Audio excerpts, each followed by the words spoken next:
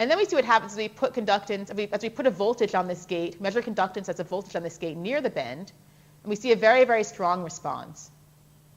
Okay, so by putting a bend on the tube and putting a gate near the bend, we can locally tune conductance. It's like the bend makes a constriction, and then that gate opens and closes the constriction. So you can really, you can locally control your MOSFET type behavior. And there's physics behind this too. It turns out that when you bend a nanotube, you think of that crystal structure, you're making a local defect in that structure. So this is called a 5-7 defect, just add up the number of carbon atoms there. And it turns out this sort of defect is associated with p-n junctions in the tube. This has been well studied before, but it's sort of neat to see that this sort of p-n junction, it's like a diode, and it can be tuned with a gate voltage. Right? So now you can really study what's happening on the very physical level and what's happening in terms of what you can measure in these systems.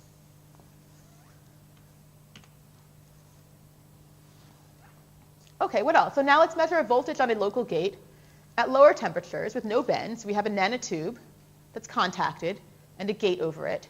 And we're going to see what happens to the conductance of the tube as we put a voltage on this gate. We're measuring at pretty low temperatures now.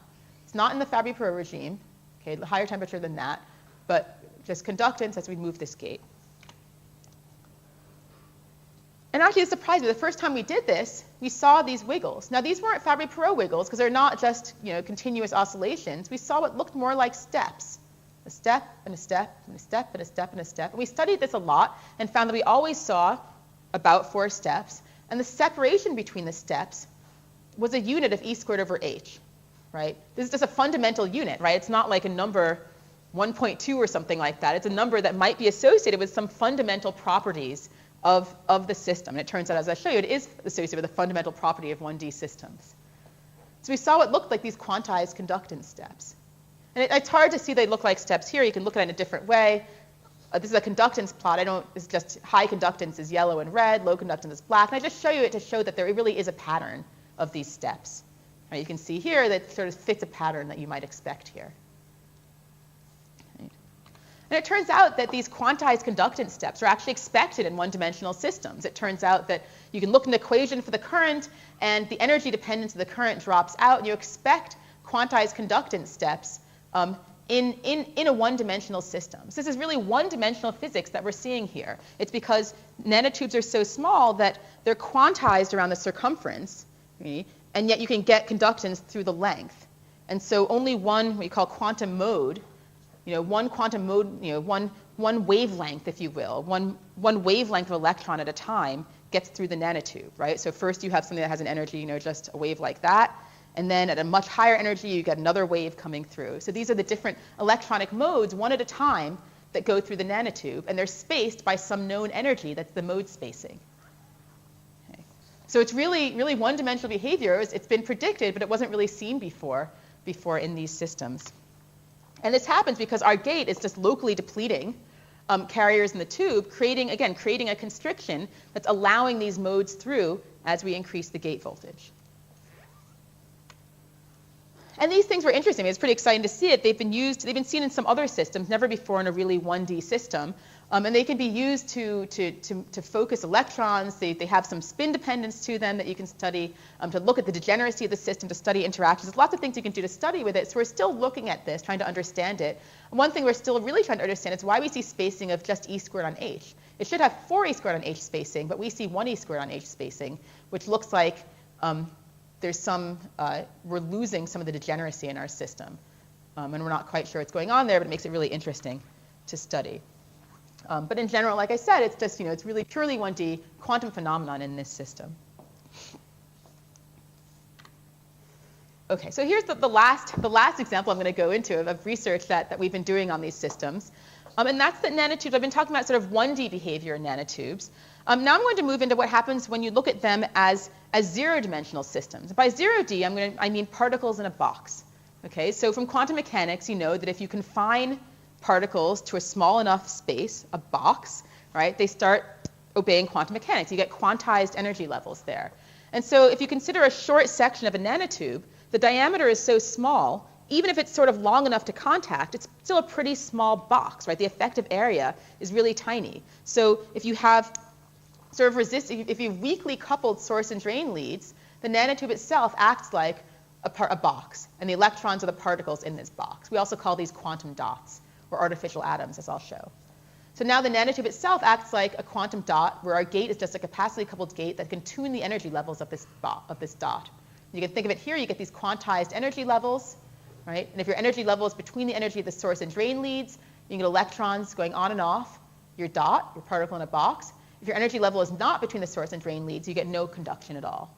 So you get single electron conduction through this quantum dot, right? And you can see the energy level spacing is just particle in a box spacing because, and it's pretty big in this case. Okay, so if you look at conduction in this system, depending on where this energy level is tuned by the gate voltage.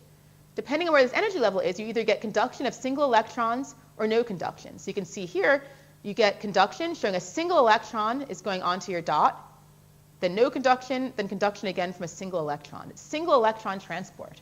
Right? You can think of it as a single electron transistor, or you can think of it as a way to approach single charge and spin control as well. So this in itself is it's sort of a cool system. People sometimes call these artificial atoms because adding single electrons, these energy levels, is like adding single electrons to the shells of an atom, right? So filling these energy levels is like filling atomic shells, and so it's in a solid state way of looking at atomic physics or at chemistry, physical chemistry.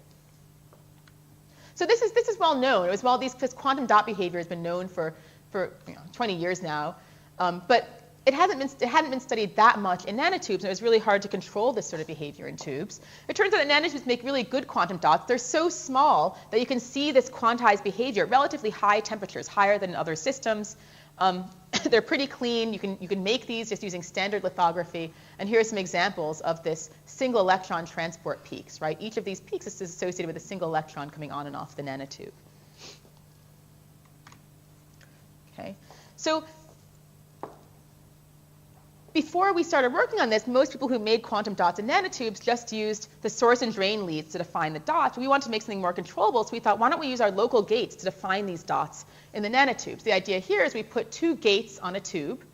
We deplete carriers beneath these gates, right? So there's no electrons here, and then the dot is going to be defined right between these two gates. So it's a very controllable way of making a confined region of electrons in nanotubes, a quantum dot. And you can see it here. Here's a long nanotube. Contacted off here, right? And then we have one gate defining one lead, another gate defining another lead, and then we put a local one in the middle just to tune the energy levels of that gate. As you can see, when we do that, we got a really nice controllable quantum dot here, right? These peaks, right? So we put this barrier at some potential, this barrier at some potential, tuned this middle gate, we call it the plunger, and we see that we get single electron conductance in a very, very controlled way in these nanotube devices. Okay, so why is this good? Well, it's good because if you can make one, you can make more. Right? So we're not, we can show that we can make one quantum dot in a nanotube. Why not make two or three? This is a scalable technique. So here you can see you can make a double quantum dot. Again, you have a source and a drain, right? And then you use gates to define two weakly coupled regions of electrons. And if a single quantum dot is an artificial atom, then a double quantum dot is an artificial molecule, right? You can control interactions, atomic interactions between this molecule. Look at bonding and anti-bonding states, all those things you might have heard from chemistry, you can actually look at and study now. Okay? And in this case, you only get conduction when the energy levels of both of these quantum dots line up. So if they both line up, you get conduction. If one of them doesn't line up between the source and the drain energies, you get no conduction at all. Okay. And so we've made these double quantum dots. We can make them in a couple ways. One is just, like I said, using lots of gates. You can see that here. These gates define each dot. The blue ones define the dots. The yellow ones tune the energies of each dot. We've also made it by just having a nanotube that had a defect in it and tuning that defect. Right, so here's a defect and multiple gates, and it gave us independent control of the different regions of the dot.